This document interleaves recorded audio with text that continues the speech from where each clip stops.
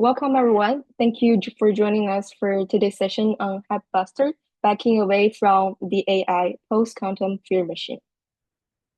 Before we begin, I'd like to take a moment for a line acknowledgement. I would like to acknowledge that I'm joining from Montreal, which is situated on the traditional and unceded territory of the Kanien'kehá:ka Nation, a place that has long served as a gathering and exchange point for many First Nations. As we proceed with today's webinar, I would also like to acknowledge the First Nations, Inuit, and Métis Nations and communities who have been harmed by colonial and unethical research practices, and recognize the data sovereignty and research priorities of these nations and communities. On behalf of the Digital Research Alliance of Canada, we are committed to understanding and taking up our role in reducing harm and advancing reconciliation in research. About the code of conduct.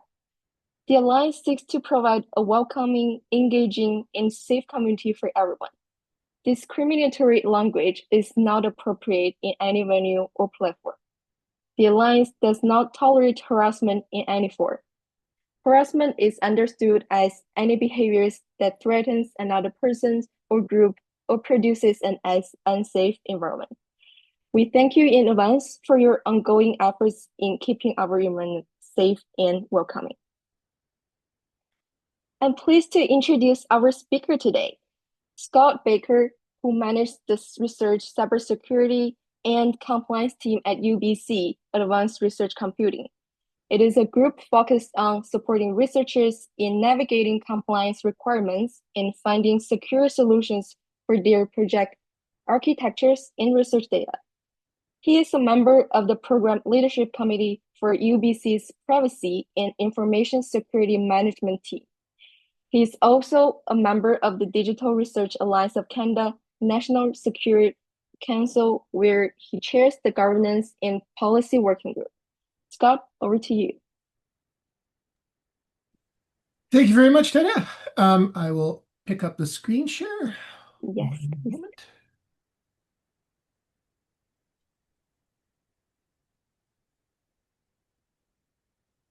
There we go. And just as a FYI for everybody, I will keep an eye on the chat. So if you have a question or a comment as I'm talking, feel free to drop something in there. And if I see it and have time, I will get back to you. So just as a disclosure at the beginning of this, and if you're not familiar with responsible AI disclosure, have a look at that website. But the images in this presentation are largely AI generated. I do that at home on my desktop machine, and everything else is not. So there's my AI disclosure for the day. So let's dive in.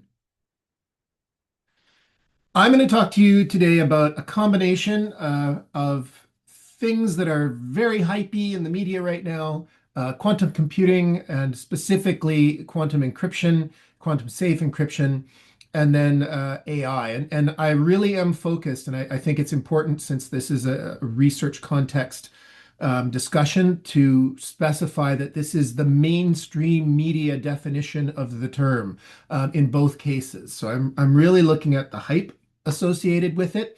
I know that AI is used extensively in research for a lot of things other than what we're really talking about in the mainstream, which is LLMs, large language models, and Gen AI.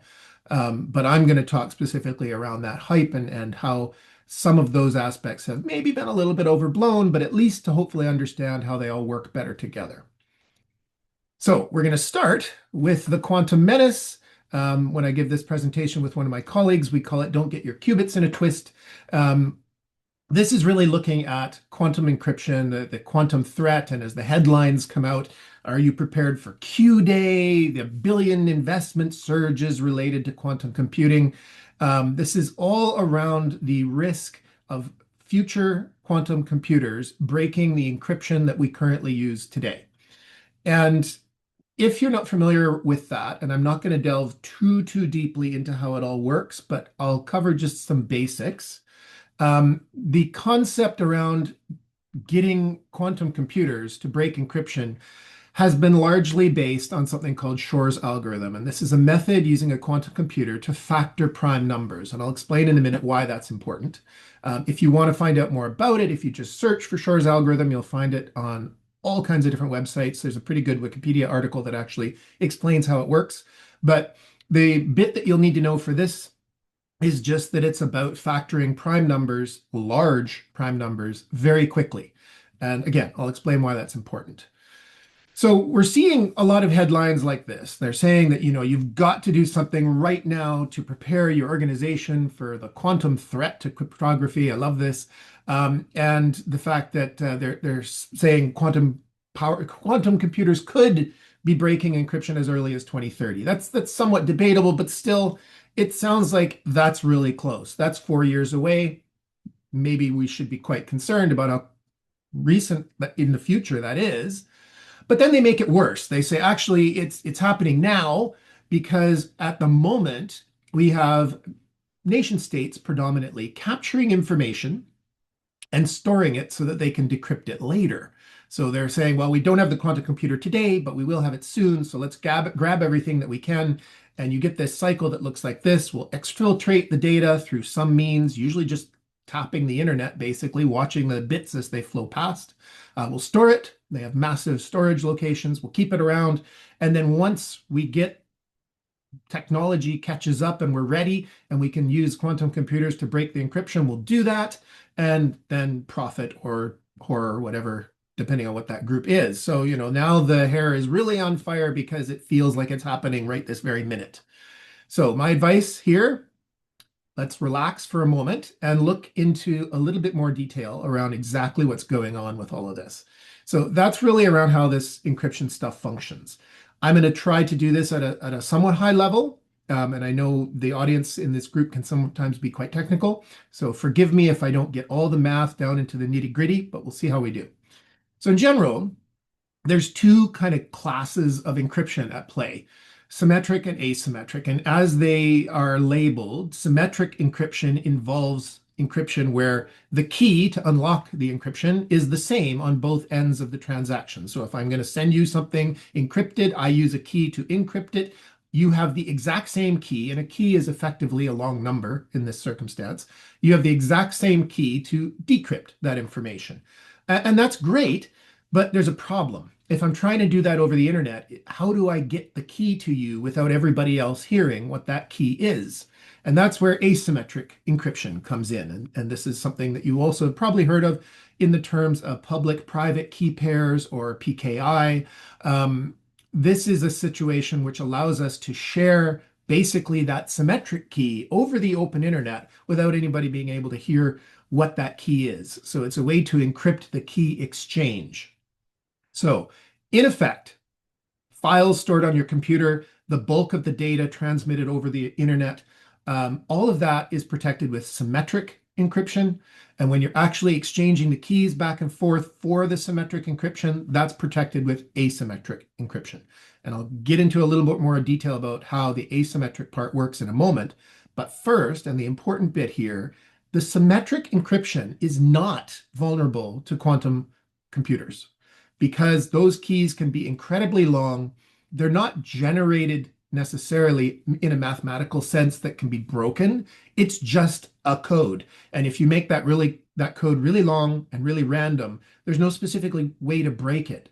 The strength lies in the fact that you need to know the key in order to know the key. It wasn't a mathematical function to generate that key, which is required in a lot of cases for asymmetric. And so what this means is the data that's sitting on your hard drive right now doesn't need to be re-encrypted in order to protect it. It's already probably post-quantum safe. But the asymmetric encryption is a different matter. They tend to use two predominant forms. One is RSA encryption, or the other one is ECC, that stands for elliptic curve cryptography. And in both of these cases, the size of the way that you generate them really makes a big difference in terms of how secure they become. So I'm going to look at RSA encryption, which is the most common, maybe changing now to a little bit more on the elliptic curve side, but the concept of RSA is a bit easier to understand. So I'm going to focus on that one. And what it really relies on is factoring big prime numbers. So you get two prime numbers, you multiply them together, you get a third, even bigger number. And that's sort of how this works. So let's look at it. Basically, you get a large number, and that's the public key. And then some prime factor of that is the private key. And when I say a large number, I mean a really large number. So this is an example of a 3072-bit number that could potentially be one of those public keys. This could be the number that you're trying to factor. So if you imagine trying to find two prime numbers that happen to multiply together to get to this exact number, that's pretty tricky. And that's what the encryption relies on. This factoring problem is difficult for computers to do. And by difficult, it's on the order of many, many, many, like billions of years for a computer to figure out what those factors would be by just chugging at it brute force. It's tricky. And again, for the math nerds, I'm glossing this, keeping it fairly high level. The important thing is two numbers multiplied together make that public key. Those two numbers have to be prime numbers. That's basically the glimmer of how this all works at the background. So the important bit with quantum safe encryption is in order to decrypt that symmetric key, you need to capture the key exchange. So when we look at this diagram, I get annoyed with this first one that is talking about stealing data.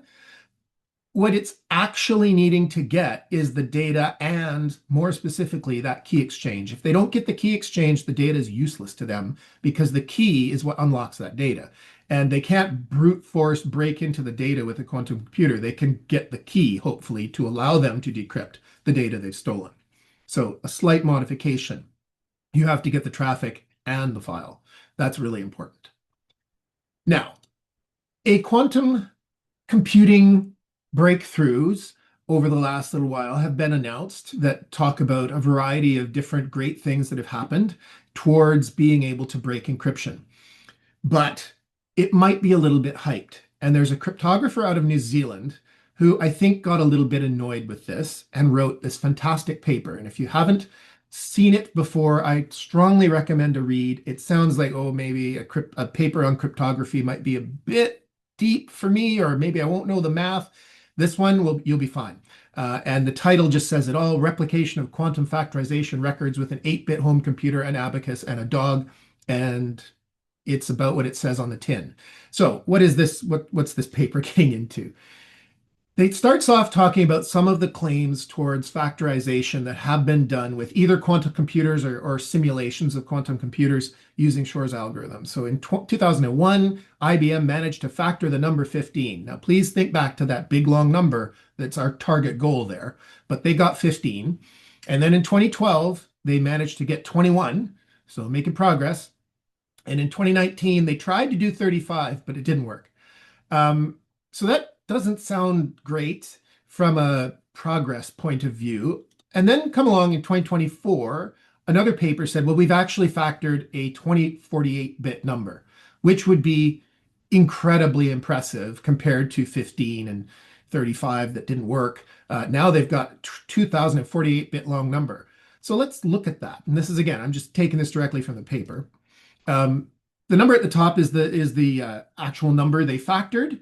And then the two numbers at the bottom are the two prime factors of that number.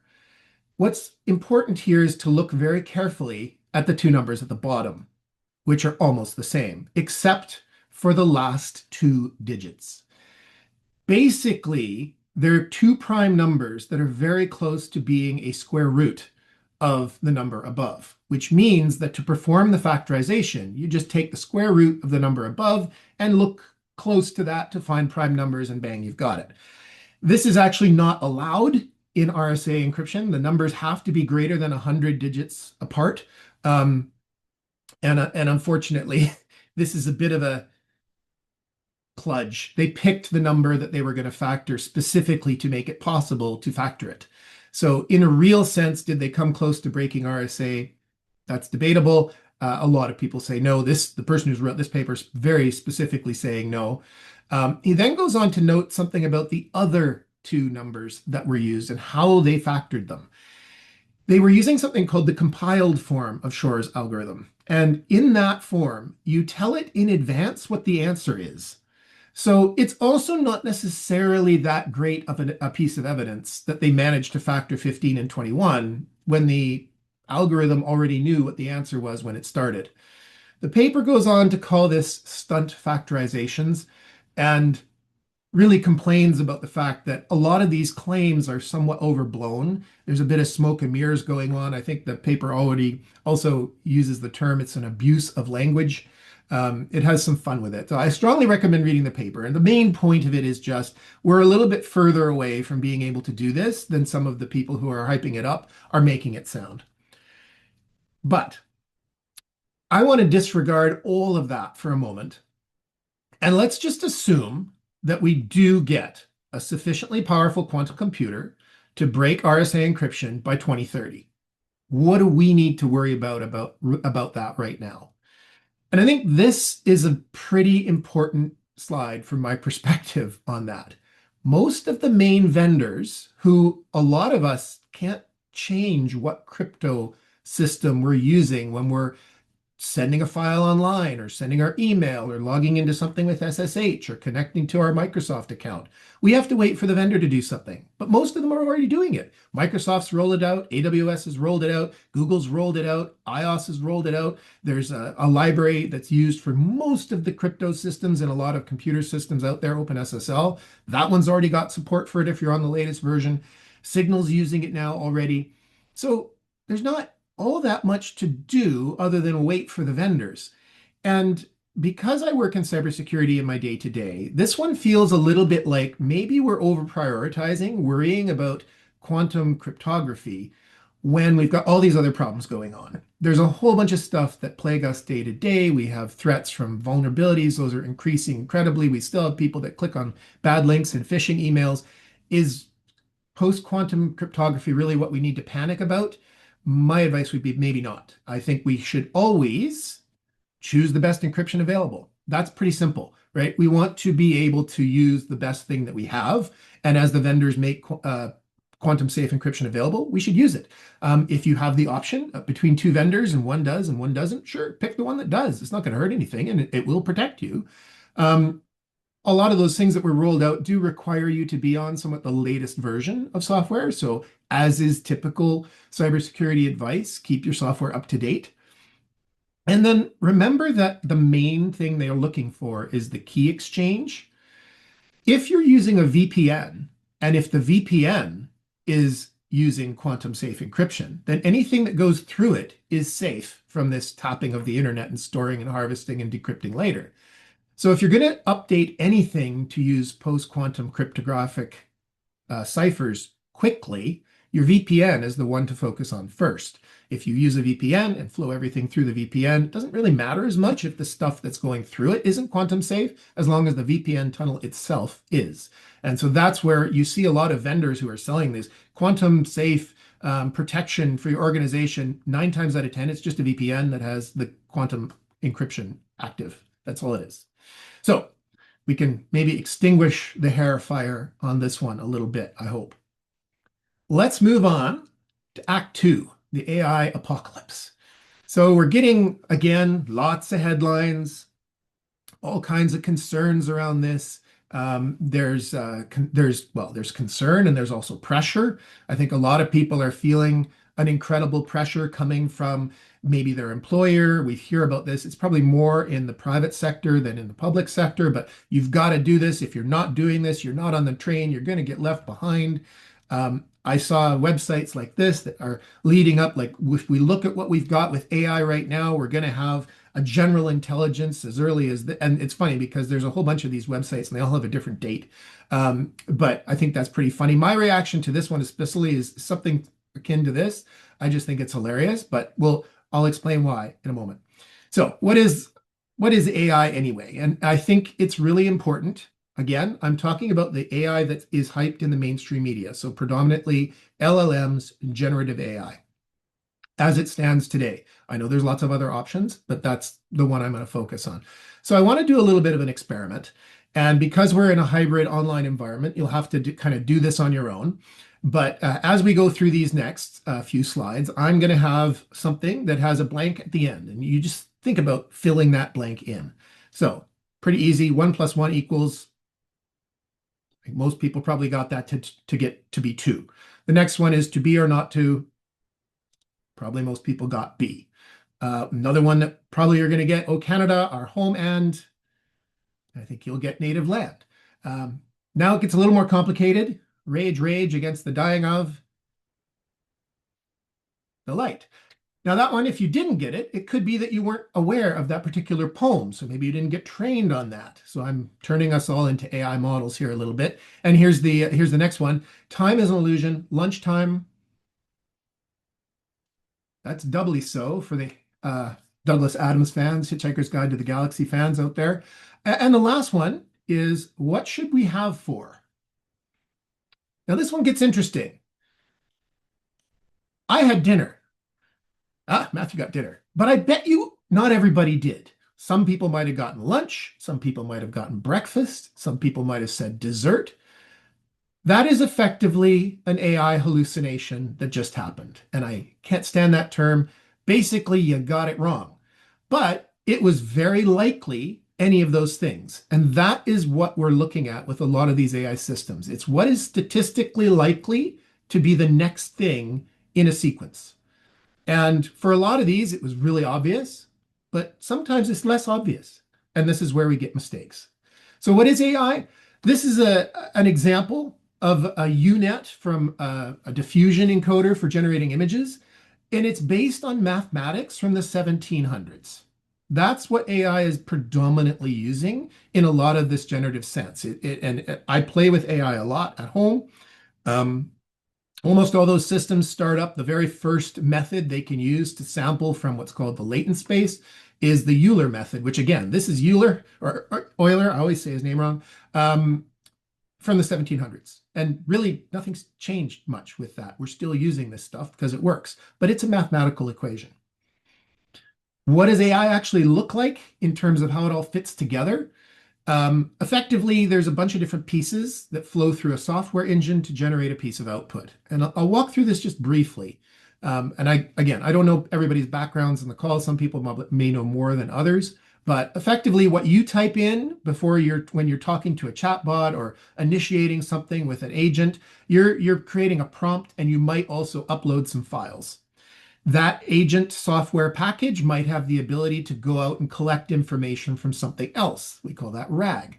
There's probably a system prompt sitting there somewhere that are instructions that whoever set up the software are adding to your prompt to tell the AI model how to operate in a certain way. Usually as a user, you don't get to see that. It's hidden in the background. So it'll say things like, no matter what the user asks for, don't tell them how to make a bomb, something like that. And it'll also say, you're a helpful chatbot and you work for this company, and et cetera, et cetera. All that gets wrapped up together into a great big text dump and sent to the AI engine. And that's what's referred to as the context. And it has all this information.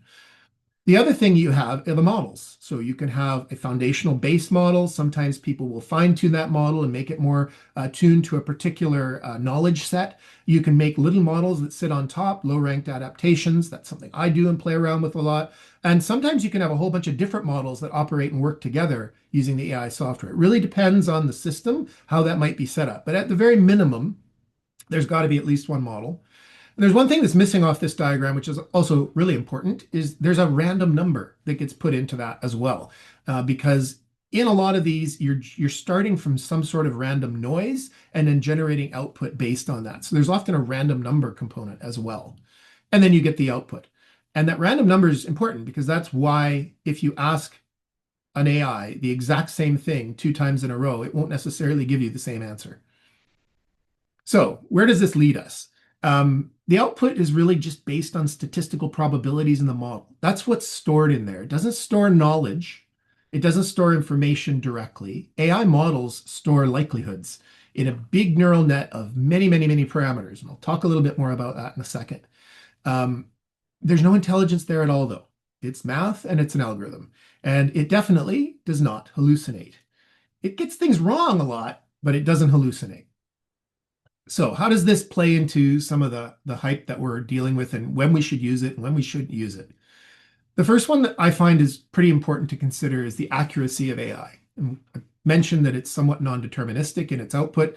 As you can see from this wonderfully AI-generated image, accuracy is not its strong suit in certain cases.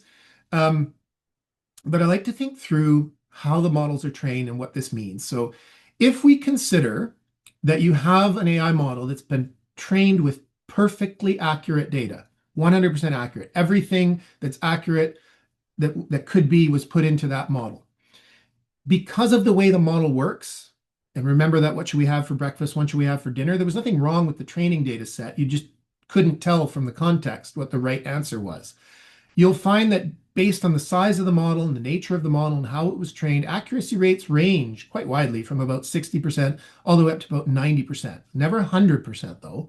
It's somewhere in that range. And it depends on a bunch of stuff, what you ask it. A good example in terms of that is you could have a model that was trained on every single piece of Shakespearean written play content, period. It knows it back to front, and the training was done really, really well. And if you ask it a question about Shakespearean plays, it'll get it really good. The accuracy will be really high. But if you suddenly ask it about some other author, it's going to get it totally wrong because it doesn't know anything about that author. So again, the context is important. However, we have to consider that the majority of the foundation AI models out there were not trained with 100% accurate data. They were trained with the data on the internet, which I think we all know is definitely not 100% accurate. So if we're super generous and say that the information that the models were trained with is 75% accurate, which I think is being very generous, the overall accuracy is somewhere now in the range of between 55 and 80%. So when you're going to use AI for something, it's pretty important to keep that in mind. Is 80% accuracy good enough? It is in a lot of circumstances, but it's not always going to be enough. If you need something that needs to be more accurate than that, if it's making important decisions or can do something that is potentially damaging or has high risk implications, 80%, and that's the best case, probably isn't good enough. And I think from the research space, when I hear about people, they're going to analyze their data with AI. AI doesn't do analysis. It predicts likely output. It's a statistical process. So that's something to keep in mind as well. Another thing that you can look up, I'll leave it to you to look up on your own, is something called MAD. It stands for Model Aphagy Disorder. There's a couple of other groups that have given different names, but effectively what it means is when you start training AI models using content that was generated by other AI models, the models start to get worse and worse and worse and eventually collapse. And that's really interesting when you look at the fact that a lot of the content on the internet, which is still what they're using to train AI models, is now AI generated. So are we going down a little bit of a spiral? Could be. But I think anybody that's been using AI over the last little while is seeing that it's getting quite a bit better. So what's actually going on there? How are we taking this thing that in some contexts might be getting worse or at least staying stable? Why does it seem to be getting so much better over the course of the last little while, especially in terms of accuracy? So one thing I mentioned previously was the parameters. And it's important to note that this graph ends in 2021. And if you go and look online for AI parameters of major models over time, you're not going to see too many graphs that go beyond 2022. A big part of the reason for that is they just got so big now that the parameter counts is maybe less important. As you can see, it shot up from something being measured in the billions of parameters up to the trillions of parameters between 2020 and 2021. And it's even higher now. It's up in the stratosphere. But also because the big companies who make these models are not providing that information anymore. They're keeping it under their, keeping it close to their chest. So that's one thing that happens. The more parameters you use to train a model, the more accurate it can become, but it also takes more infrastructure to run it. The other thing that is sort of an upshot of that is, remember how I said everything got wrapped together to create a context? AI can only hold so much in RAM at a time, and it processes that context all together. So that's your prompt, your files, anything it grabbed from the internet, the system prompt that it's been told. And again, you can see that this context or context window, as they refer to it, has been also exponentially increasing, which will allow the AI to become much more accurate. Going back to our what should we have for breakfast, lunch, or dinner example, if we had had a previous conversation and been talking about lunch a whole bunch, and then I said, what should we have for? It would be much easier to say lunch is probably the next most likely word if we had just been having a whole discussion about lunch. The context size will allow that whole discussion about lunch to be part of what the AI processes. But if you have information that doesn't fit in whatever that size, that maximum size is, then it doesn't get processed by the AI. So the more context you can give it, the better it is, but there's limits on the models as to how much you can give it at any time. So one thought, and it is what has been happening largely lately, is to just keep making the models bigger, keep giving them more context size. And it's working. It makes them more accurate and they can provide better answers. But there's a problem with that. In order to do that, you need bigger and bigger and bigger infrastructure. And this is one of the problems that we've been having. You can only get these things so big before you need to break them up. And one of the problems with the way that AI works, especially if you think of just a single GPU, everything needs to be on that one GPU at the same time. They're working on some workarounds to try to split it up, but for the most part, you need to fit that all into one GPU. So we've got these big GPUs now that cost a lot of money, require tons of power. But there's another way. And probably the best example of this is how Claude is working. So hopefully people have heard of Claude. It's by a company named Anthropic. It's a system that you can spin up a whole bunch of little AIs that use fewer resources each. Some of them are bigger, some of them are smaller. Sometimes they're trained on specific things. Sometimes they just have a different system prompt. It depends. But instead of trying to fit everything into one big model and hack it all at the same time, they break the problem up and deal with little bits individually and then pull back the answers of those into some central model again before it actually spits out the output. This takes more resources actually, because now you're running on a whole bunch of different GPUs. Every one of these agents is usually running on its own system. But it'll get you a much better result and doesn't require as massive a model to do it. So it can sometimes be faster. It's certainly going to be much more accurate. And it can go through multiple iterations. So you can have, for example, in this diagram, the code security agent might process something. It sends that back to the orchestration agent. The orchestration agent goes, do it again. And then the code security agent will process it again. And it keeps doing it again until the quality of the output looks correct. And so there can be one agent whose whole function is to judge quality of the other agent, and it just cascades like that. So instead of one AI system, you now have like 50 or even 60 processing a single problem. And that does make it seem much more accurate, but it also uses much more resources. And we'll talk about that in a second as well. But still, all of this doesn't lead me to think that intelligence is going to evolve out of any of it. It's just statistically most likely output being tweaked and worked in a variety of different ways to improve the ability of that to simulate intelligence and create appropriate types of answers with increasing accuracy, but there's still no intelligence there. Again, there's this problem that we have that as the models get better and generate stuff, they try to teach the next model on the previous model, and it's starting to run into problems because it's not getting there. So this paper is looking specifically at self-training and how that's not going to lead to any sort of general intelligence. And another great one I would strongly recommend is a podcast with Richard Sutton, who's a Turing Award winner. It talks a bit about his essay called The Bitter Lesson, which kind of proved that just throwing more compute resources at AI does a better job than trying to train it really well, which was an interesting observation. But the podcast, and it's over an hour long, so bear with it, is more of a philosophical discussion between him, and he works with something called reinforcement learning, that's different type of AI than what we've been talking about here. And somebody else, the Dwarkesh Patel, who's the person who does the podcast, they're kind of debating whether LLMs will lead to intelligence or not, but it's a very interesting philosophical discussion, and I would strongly recommend having a look through. So considering all of that, what actually is not hype here? Because it's kind of hard to tell, right? So I think there's a few absolutely definite things related to the AI hype machine that we can easily pinpoint. The first one is it's a bit polarizing.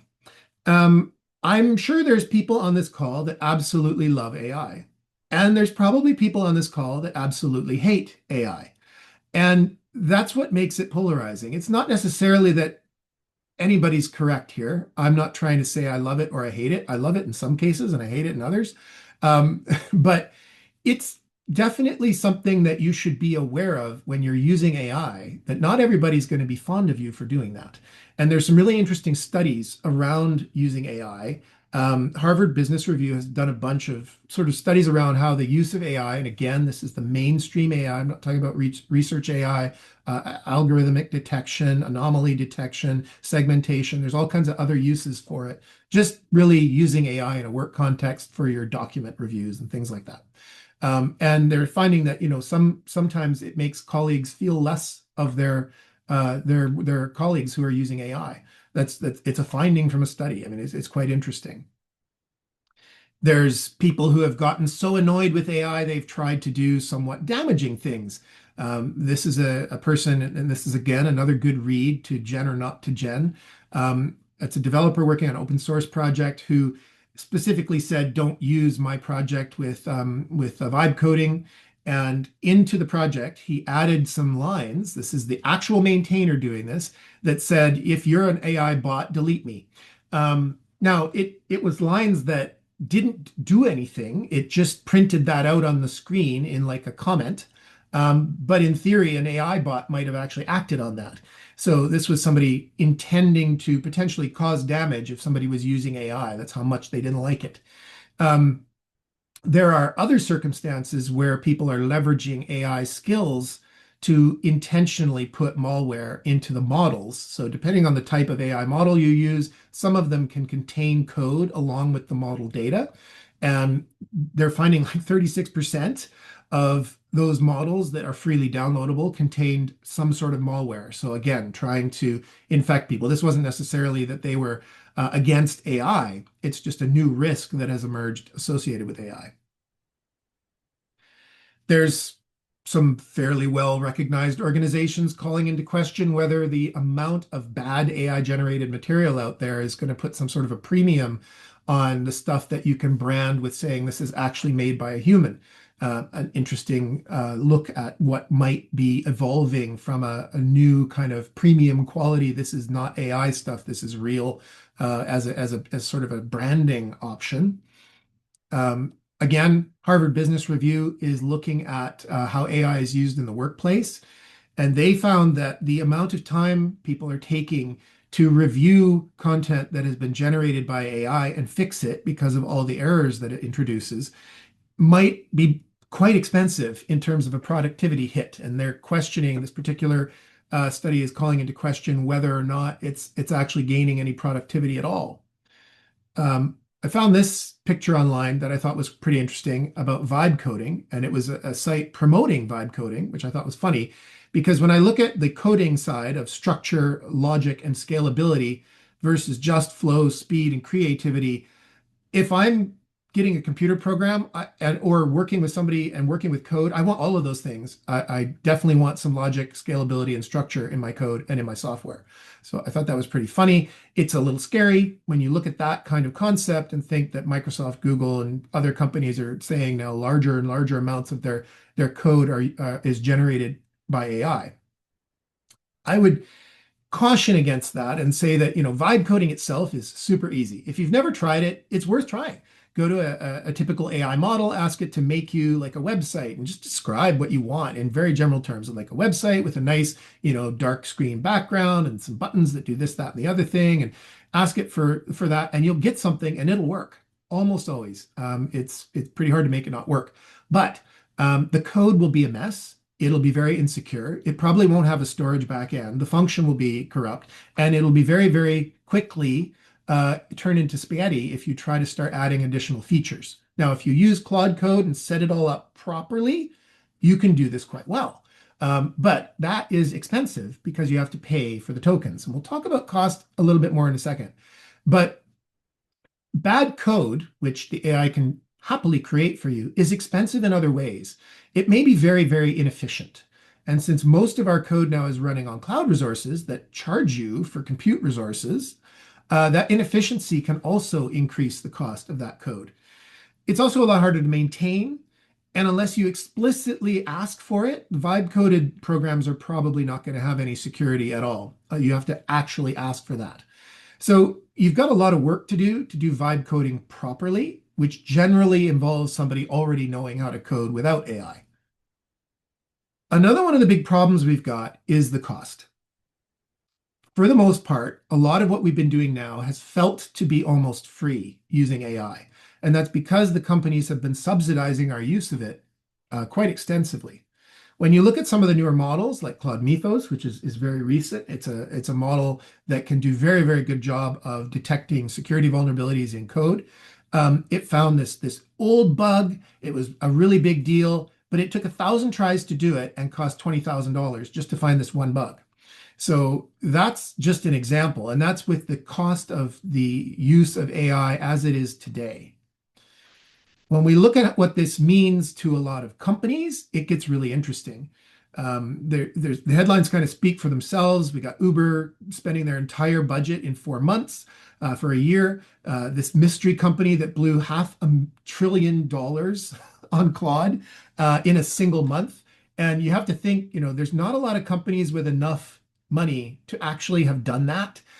So this is somebody really big. We've got IBM questioning whether it's feasible to do it. Newswire is looking at an MIT study that asks the same question: does this actually make sense? And then you've got even people like executives in NVIDIA saying, actually, humans are cheaper. You might not want to use AI. It gets really interesting, and that's the MIT study again, sort of looking into that further. One that really bothers me is Gartner, because they love to flip-flop on what they're saying. So back in 2025, a whole year ago, I was getting emails from them almost every week with headlines like, what is your AI layoff strategy? And things like, AI is coming, you'll have to readjust your workforce. And now one of their latest LinkedIn posts is saying it's going to have more jobs now. So they're saying exactly the opposite thing.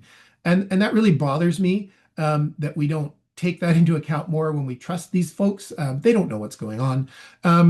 But I think the later one is that they've come to realize, yeah, AI is not replacing everybody's jobs. But it starts to really feel like there's just too much going on with all this hype. And what do we do? Like, again, what do we do? So I would say, again, don't panic here. Yes, there's a lot of stuff changing. What you need to do, most importantly, is sit back, relax, and look at it all. Research before you use. Think about what you're doing. Think as objectively as you can about it. We're moving very fast, right? Things are breaking. It's happening. I mean, we've seen examples of people who have used AI, they've attached it to their email box and it deleted everything, or they've lost their whole code repository because they were trying to go just too fast with untested and somewhat unknown technology. I think it's also pretty clear that where we used to allow certain things to hide online and just hope, well, nobody's going to look at that, so it's fine. We'll worry about it later. That's kind of gone. The new AI models are able to find things very quickly, and they don't need to be 100% accurate to find a vulnerability or a hole in a piece of software. So security through obscurity is truly gone now. The whole concept of AI slop, which is sort of bad generated AI content, is starting to really hurt in a lot of different ways. It might be hurting productivity, it might be hurting the environment, it might be hurting the content available online to make actually good AI models. It's hurting our ability to tell truth from fiction. But not all AI generated content is slop. There's a lot of really good AI generated content out there. So it's kind of like it's both awesome and horrible at the same time. And the costs are coming. And the reason I sort of double down on the costs is if you're integrating AI extensively into your workflows right now, you better be budgeting for up to a tenfold increase in the cost of that service over the course of the next 12 months. And that is also something you want to make sure you put strong limits on to make sure your budget doesn't blow out. But if you're relying on it for what you're doing, make sure you've budgeted for the cost increase. There's a couple of really good quotes here. People always like to go back to the Romans for good quotes, but I think these two sum it up really well. AI, and I'm changing it on them, it's not good or bad, but you can do good and bad with it. And the second one I think is really applicable, and that's, the function of the wisdom part here is to really be able to discriminate between those two. So when you're using AI, think before you AI. Just because you can doesn't mean you should. Just because you want to test something doesn't mean you should give it access to everything. But you should experiment. It is new technology, it's heavily in use. You're going to do a much better job with it if you understand a bit more about how it works, if you've played with it, if you understand its limitations. I would strongly encourage everybody to ask questions about it and make plans and make sure that those plans are context specific. Like a plan that just says, I'm going to build a new project and we're going to do it exclusively with AI is not really a plan. You want to think through exactly, I'm going to use this AI, I'm going to use it this way, I'm going to do this parts of the project with AI, I'm going to do that part without. You have to, look carefully at what you want to do and come up with a reasonable plan, including the budget. And then expect that it's going to keep changing. Unfortunately, this technology is just zooming along. What we are doing today probably won't continue the same way we're doing it. The concept of having all these separate little smaller agents or mixture of experts in a model is another way people used to call it. Now it's agentic. Agentic used to mean something totally different a year ago in the distant past of AI a year ago. But the way that we're doing that now is not how we were using AI a year ago. I've seen recent news reports now that saying that ChatGPT is going to stop being just a chat bot and they're going to change it into something that looks more like an all-purpose app, like a WeChat or something. Who knows what they're going to do? But the short answer is things are definitely going to change. So I hope that helps in set some context around all the different aspects that you should consider. I think if I was going to suggest two main takeaways with respect to the AI side, worry about the cost because it's coming. We've just seen Microsoft shift from a sort of flat fee for their use of enterprise-based Copilot use to a token-based use. And that caught a lot of people flat-footed because they weren't ready for it. And they had all these people doing development. All of a sudden, it was costing a whole bunch of money. And so the old thing where the private sector company that I know in this context was saying, just do everything with AI, use it as much as you can. And then all of a sudden that changed. And now suddenly it's actually don't do as much as you can. You better be careful because we can't afford it. So cost is a big one. And the other one is think about that accuracy factor. If what you're doing requires a higher accuracy than 70% is usually where I draw the line because the 80 is really, you got to get it perfect. You really want to maybe not use AI for that, or you want to have AI help you, but definitely don't let it be the final decision maker if you need accuracy because it's just not that accurate. So that's where I'll finish off with yattering away. And I see there's a question already in the chat, so I'll speak to that one. But feel free to reach out if you want to talk about this more. But the first question that's in there is, are there any tips for experimenting with AI safely?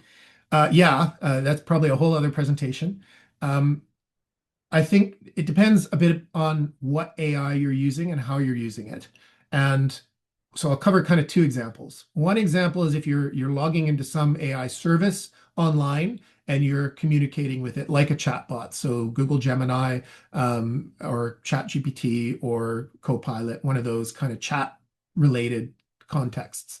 The safest thing to do there is don't give it any information that you don't want to be publicly released. We don't know what's happening with that.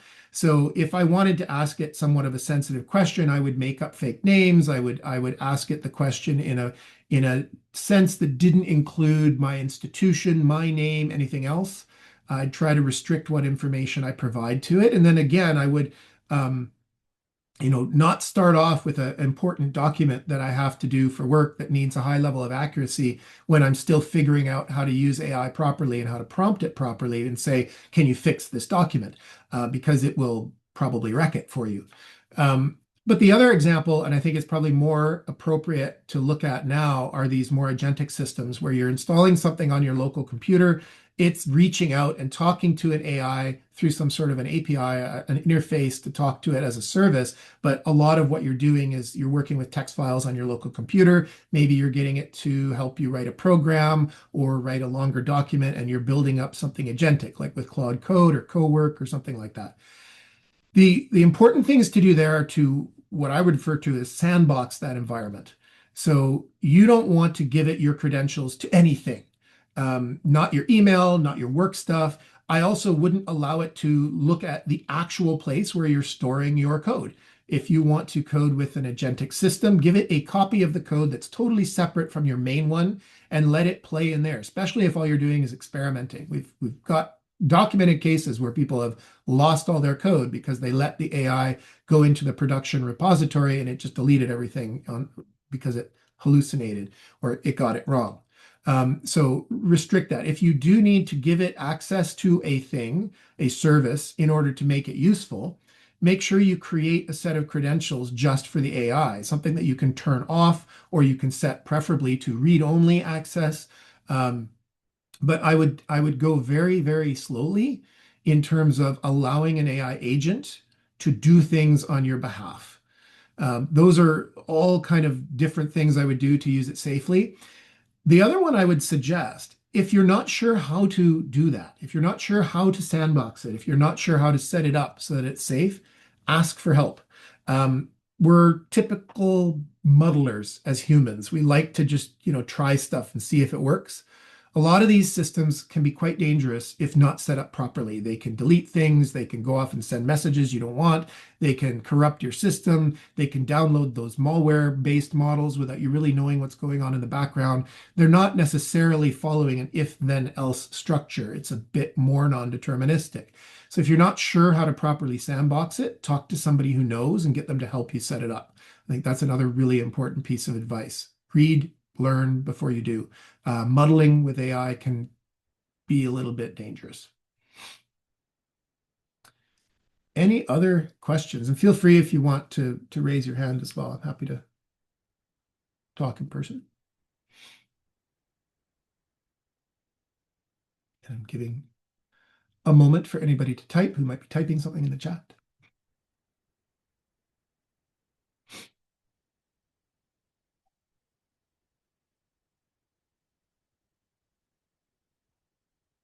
If not, I can give you one other thing you can consider in terms of the experimenting side of things. If you haven't ever tried it, there are some AI systems you can download and run locally on your own machine. It doesn't have any access to the internet at all. It doesn't need it. It's generally a little bit slower. It might not be quite as intelligent, but you can play with things like changing the system prompt or slightly different models that have different training background, and that can be really, really handy. So if you want to play with that, there's something called LM Studio that you can download. I think it's available on most operating systems. And it will give you an option of picking from a whole slew of different models that you can use it with. And it tries to estimate which model will work properly with your hardware. It'll definitely run better if you have a GPU that's got some oomph to it, but it can run entirely on a CPU. It's just slow. But you can play with that, and because nothing's leaving your computer, it's really safe way to do it. It doesn't have the ability to take agency and perform tasks and functions. It's just an LLM engine that can run on your local machine. So you can ask it questions, it'll generate output. You can use it for doing coding. You can give it a piece of code and have it review that code and see if it can find any problems with it.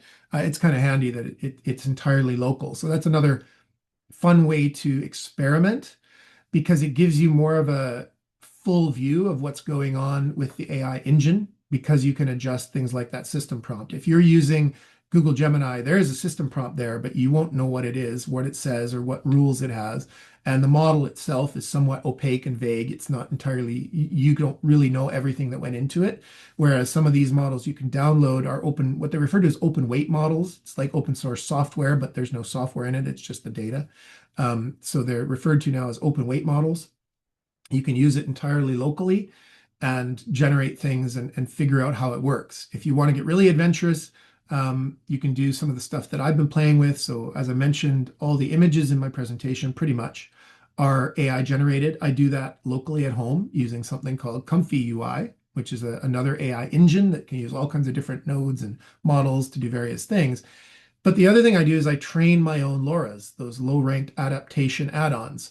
And training AI is also quite an interesting way to learn more about how it works, because you can get into some of the math behind how you build out a data set appropriately to use for training a certain feature or concept into a model. I'm predominantly doing it with image models, but I mean, there's all kinds of different things you can play with. You can also play locally, and this is all local stuff, with some of the things that let you generate voice, so text to speech. And a lot of those also do voice cloning, which has been somewhat eye-opening for me and others, how easy it is to simulate someone's voice using AI. So a bunch of different things you can fool with there. That's all local. And there's tons and tons and tons of YouTube videos about how to do it if you want to fool with that. One more question in the chat: is UBC planning to host a local LLM for processing confidential information? If so, I'm not aware of it. I think there's a variety of different options that are being looked at from an institutional perspective. I know that there's tons and tons of local LLMs for a whole variety of different purposes, but they're normally somewhat niche and subject matter specific. So we have a lot of researchers who are using their own LLMs for all kinds of different things. I work within the Advanced Research Computing department. I know that we've helped people set that up. They're not typically just LLMs, though. Usually they're very subject matter specific, a lot of the stuff that we do, but there have been some LLMs set up. But is there like a global one for the entire institution? Not that I'm aware of. I know there's still a lot of looking into it. And part of the problem is with big institutions such as ours, things move a little bit slowly and the AI moves very, very quickly. And so just when you think you're getting close to figuring out if something's safe to use or not, they completely change it. And then there's a next best thing. And then you have to kind of switch focus and look at that. So it gets really interesting with figuring this out. I do think there's a lot of desire to have something. But again, it's also really important to keep in mind that accuracy side, and is the confidential information that's being processed, is that 70 to 80% accuracy going to be sufficient for that use case? Now, I know that Tanya wanted to have a minute left, and we're very close to that, so I'm going to hand it over to her so she has enough time to finish up. Thanks so much, Scott, for a great presentation and for taking the time to answer the questions. I'm going to reshare my screen for real quick. So before you leave, we'd really appreciate it if you could take a moment to complete this short feedback survey, and your feedback gonna help us to improve our future sessions. Oops. And also, thank you all for joining us today. And that's it for our today's session. Thanks again, Scott and everyone. We look forward to seeing you again in a future session. Have a great rest of your day. Thanks, everyone. Thanks, everybody. Thanks so much, guys. Thank you.